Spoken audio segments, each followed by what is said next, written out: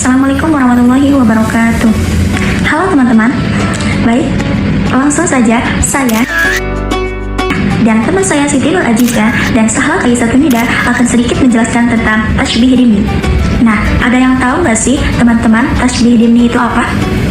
Tasbih dimni adalah tasbih yang musyabbah dan musyabbah bihnya tidak disebutkan secara gamblang atau secara tersirat, tapi dapat dipahami dari konteks kalimat. Nah, next, contohnya akan dijelaskan oleh teman saya. Baiklah teman-teman, tadi teman saya sudah menjelaskan tentang pengertian tasbih ini, dan di sini saya akan menjelaskan lebih ke penjabaran tasbih ini berikut dengan contohnya, biar kita semuanya sama-sama lebih paham lagi tentang tasbih ini. Jadi teman-teman, kita itu bisa menetapkan unsur musyabbah dan musyabbah bih pada tasbih ini setelah kita menelaah dan memahaminya secara mendalam, itu teman-teman. Nah, contohnya ada di kitab Balaghah yang kita pelajari, di situ di halaman 44, syair yang pertama, ya, itu bunyinya la kiri atau al-karim minadina fasaibu hadun min makan ali. Itu la kiri atau al-karim minadina, jangan engkau, yang artinya ya teman-teman, jangan engkau wahai perempuan ini menghina seorang laki-laki yang mulia, karim yang mulia, atau la minadina, atau ini artinya tidak memiliki apa-apa, minadina yang tadinya itu dia tidak kaya, atau bisa bilang miskin gitu. Jadi janganlah engkau para perempuan ini menghina lelaki yang mulia tapi dia itu miskin kayak gitu.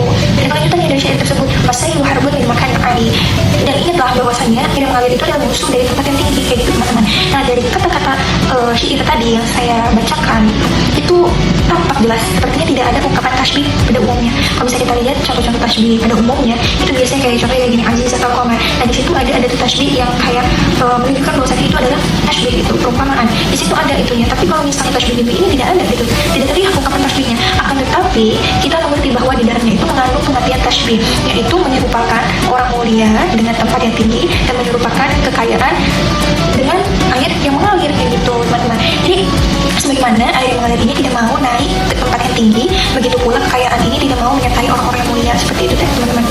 Kalau kita pahami artinya seperti itu.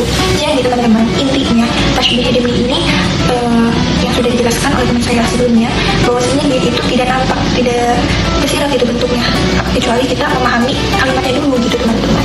Jadi nanti hal musyabbah dan musyabbah bihnya, kalau kita lihat suatu konteks kalimat ini, yang mana kita nggak tahu musyabbah bih kalimat itu tasbih apa bukan gitu. Tidak, pokoknya tidak terlihat musyabbah dan musyabbah bihnya kayak gitu. Tapi kalau misalnya kita memahami gitu arti dari kalimat tersebut, itu kita nampak ya, ini tuh kayak perumpamaan ya gitu. Nah, di situ baru kita mengetahui musyabbah dan musyabbah bihnya, dan itu yang dinamakan tasbih dimni kayak gitu. Dan teman-teman kalau misalnya mau lebih paham lagi ya, insya Allah yang akan dijelaskan oleh teman saya selanjutnya itu penjelasan tentang tasbih dimni, contoh lain dari tasbih dimni agar teman-teman bisa lebih paham lagi gitu. Contohnya dari luar kitab, biar teman-teman lebih paham lagi. Terima kasih materi dari saya. Selanjutnya yang akan disampaikan oleh teman saya. Selanjutnya saya akan menjelaskan tentang contoh-contoh dari tasbih dimni.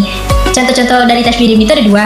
Yang pertama itu fa innaka syamsun wal muluku kawaqibu idza tala'at lam yabdu minhunna kawkabu, yang artinya sesungguhnya engkau adalah matahari dan raja-raja lain adalah bintang. Jika matahari terbit tidak tampak lagi bintang-bintang itu. Ya, maksud dari contoh di atas itu yaitu keunggulan seseorang atas pemimpin lain diserupakan dengan matahari yang menutupi cahaya bintang. Dan yang kedua itu ada potongan ayat dalam Quran surat Al-Hujurat ayat 12 yang berbunyi Bismillahirrahmanirrahim wala yaghtab ba'dukum ba'da ayuhibbu ahadukum ayyakula lahma akhihi maitan fakarihtumu, yang artinya dan janganlah menggunjing satu sama lain. Adakah seseorang di antara kamu yang suka memakan daging saudaranya yang sudah mati, maka tentulah kamu merasa jijik kepadanya. Maksud dari potongan ayat tersebut itu perbuatan gibah itu menggunjing atau membicarakan aib orang lain, terus memakan daging saudaranya sendiri yang sudah menjadi bangkai atau mati. Terima kasih.